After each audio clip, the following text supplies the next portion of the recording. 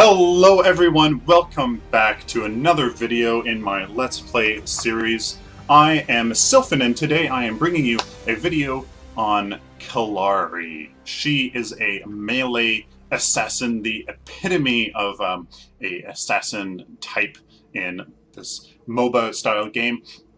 And I'm actually kind of nervous because I'm not the greatest at her, but we will try our best.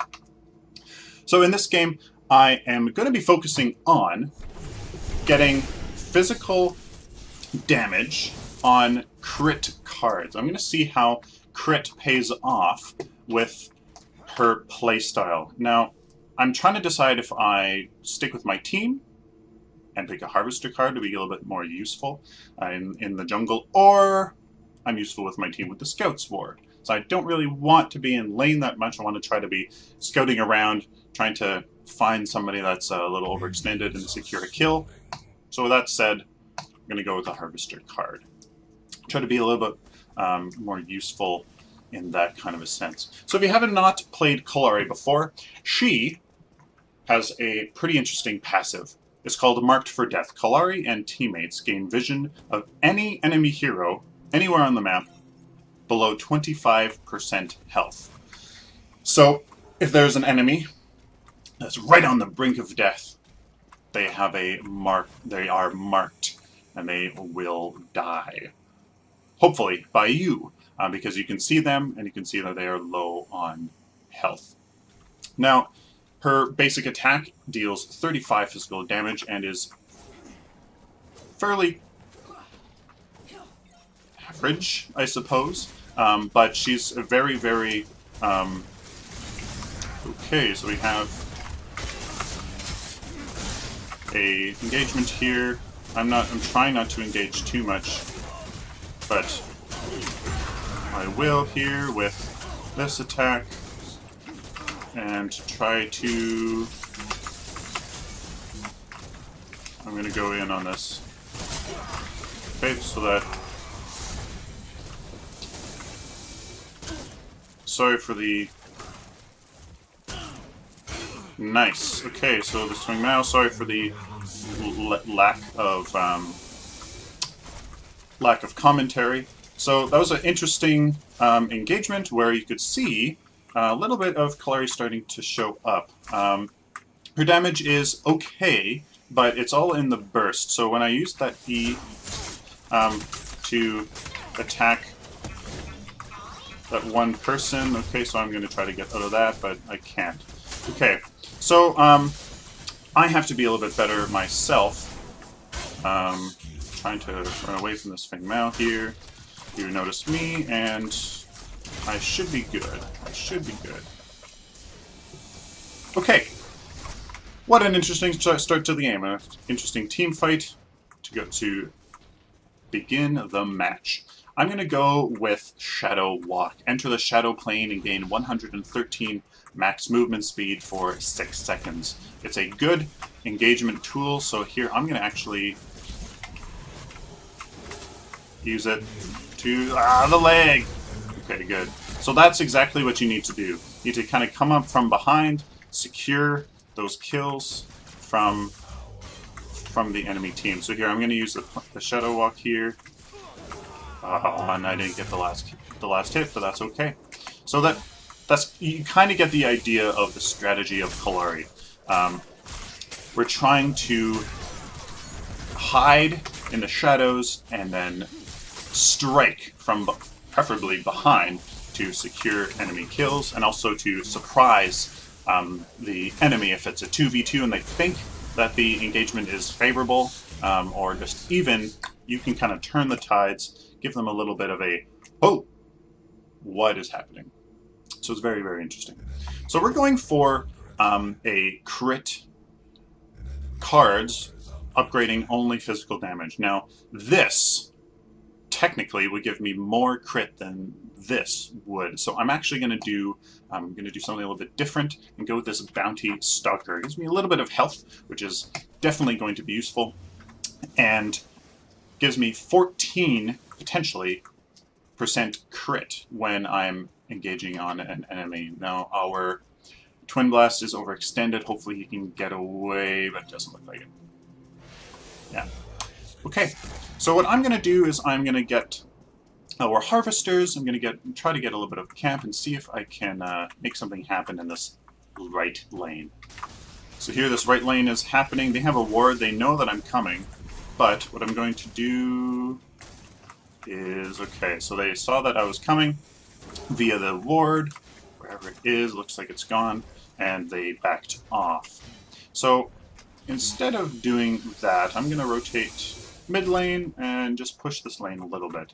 I hesitate to be in lane because I think Kallari does best when she's roaming, trying to secure those kills.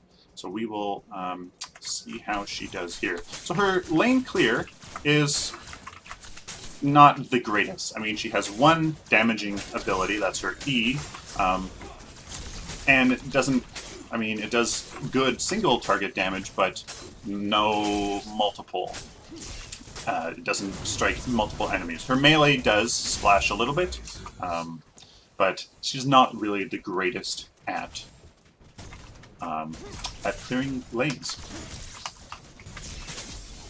So we are getting down this tower, and it's pretty risky because I cannot see where the enemy is. However, I did not explain the last ability we got. It's called backflip. Flip into the air up to 2 times. Each flip costs 26 mana. With that added with our Shadow Walk, I feel fairly capable in escaping from an enemy attack. So that is why we're pushing that tower a little bit. So we have 5 card points, and I'm going to stop by these white camps, clear these first, and then we'll head back. Probably should go back first, but we will get them regardless. So just a little bit of information. These white camps are really good when you get them single-handed. Why? Because players share character experience to nearby heroes, but you get card power equally the same. So while you get 90, well 100 card power here from each attack, everybody gets those. Everybody gets 100, but you split the experience. So try to get those single-handedly. Now her ultimate, Death Sentence, deals 415 physical damage and penetrates physical armor of marked for death targets. So it's basically more effective on people that are under 25% health. Now, that doesn't mean that you don't use it on players that are above 25%, but if you really need to secure that kill, if that kill is going to, say, turn the tide of a team fight, or if it's on a critical member of the enemy team, their support or their tank, use it. So I'm going to get this Harvester, go left lane, secure, hopefully these kills. So let's see if we do that. So again, they probably don't know that I'm coming. Well, they probably do, actually, just because. So I'm going to go into here and engage hard because I saw that they were. I'm going to flip up, and there you go. So that was a perfect example of Kallari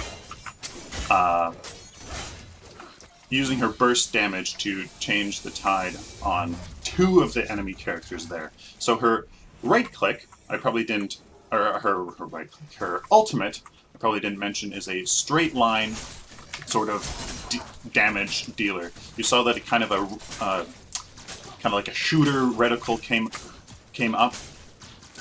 That is kind of like where you're going to go when you click. Kallari, she jumps up and then kind of twirls through the air, dealing her damage in kind of a straight line. It's a bit difficult to land because there's a bit of a delay, and it's actually kind of hard to tell how far she goes. It's something you have to get used to, so just keep that in mind. Excuse me, stay... Ugh. Once you use it a few times, you'll kind of get an idea of how far it goes, but other than that, it's a bit tricky. Great ultimate, great ultimate. just a bit tricky. So let's see if we can do something here with this Murdoch. I see 2 of the enemy team on the map. I don't know where the others are. I want to see if we can do something here with this Murdoch. Okay, so there's 3. Yeah, so here is the combo. E. Oh, no mana! What am I doing? And I stood into the grenade. What am I doing? Alright, so that was an epic fail. I didn't notice I had low mana. So, the combo is a bit of a E into your R. Hopefully your R puts you right beside the enemy, and then from there you can deal your damage. That's really, really critical because you have your Q and your right click readily available to disengage. If you use your Q and your R to engage, you've really, really committed to a fight. So you have to be really, really careful when you're doing something like that. So let's see if we can do something with this Murdoch. He definitely sees me coming, but he does not see the Feng Mao coming. So here we're going to do this. I'm going to use my ultimate. Secure the kill. 477 damage you saw there. So there is a good example of Kallari's power to secure kills. I am going to get these 2 white camps and then swing left and get that harvester. Alright, so the enemy has a harvester here. Now, hopefully this baits the twin blast that was in this left lane over here. I want to see what we can do. The twin blast is only level 6. I'm level 7. He has 12 and I have 18. Though I've only used 1 more than him. Let's see what can happen. And he's not here. Okay. Oh, he is here. Ah, missed. He is here. Alright, okay. So let's see if we can dance. Let's see if we can dance. I missed my E. That's okay. I'm going to push this lane just a little bit. Wait the 30 seconds, put down that harvester, and then rotate mid to help out my team.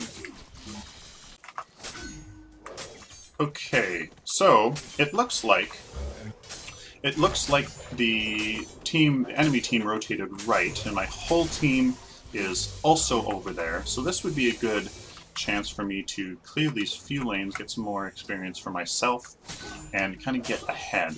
Now, jumping in on a 4v1 to make it a 5v1 is really not a good use of my time. So don't be afraid to be a little bit greedy, and in that situation, I mean, there's no dire consequences of me doing this. I mean, the enemy team isn't on a tower or anything like that. Be a little bit greedy.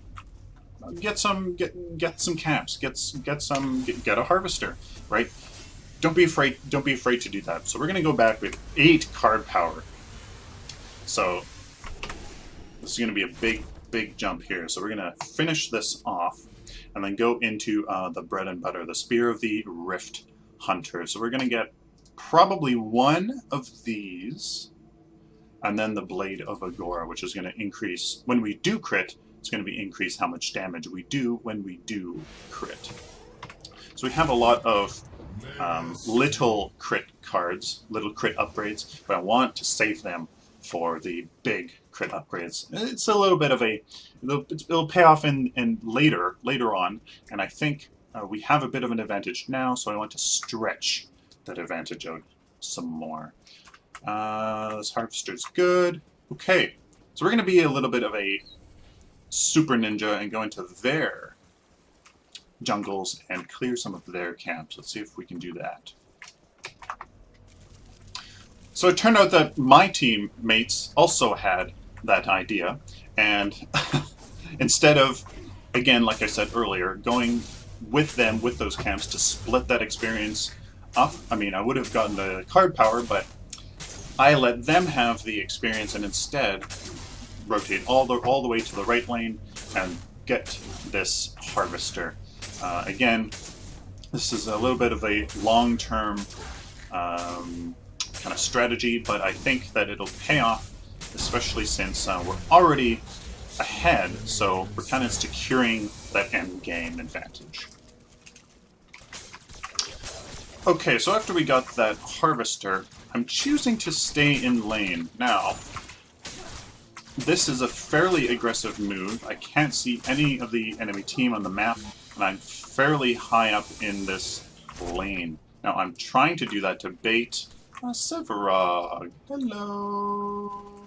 Do you want to play? I do not want to play. Thank you. Goodbye. So they decided to come to play, and just like that, I can escape. So what I've essentially done here is I've pulled 3 members of the enemy team away from my 4 members on the left lane that were pushing that lane. So I've been a bit sneaky, and let's see if we can trade into this. Oh no, I don't want to do that because they have 2. So it's 2v1. I'm not going to engage here, and again, I am drawing the enemy team away from my team on the left-hand side. It looks like they are still at a disadvantage, however. So it didn't work out the best, but it was a good strategy, I would say. So at this point, I haven't really talked about skill priorities. Now, I have been doing my basic attack, slash, followed by my E, and oh my goodness.